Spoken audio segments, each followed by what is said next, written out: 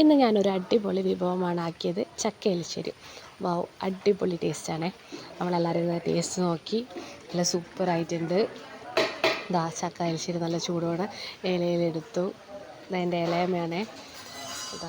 അപ്പോൾ നമ്മളെല്ലാവരും കൂടി കുറേ ആൾക്കാരുണ്ട് നമ്മളെ വീട്ടിൽ സഹായത്തിന്.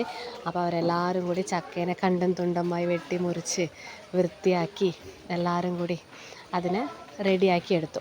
മഞ്ഞളും മുളകും ഉപ്പും ഇട്ടിട്ട് അടുപ്പത്ത് വെച്ച് വേവിച്ചെടുത്തു. വേവിച്ചതിലേക്ക് 2 തേങ്ങ ആവശ്യമാണ്. 2 തേങ്ങയും 2 ഉള്ളിയും അരച്ചതാണ്. അതിലേക്ക് വെന്ത ശേഷം ഇടുക. അതിലേക്ക് കുറച്ച് കറിവേപ്പില ഇട്ട് അടിപൊളി സെറ്റ്.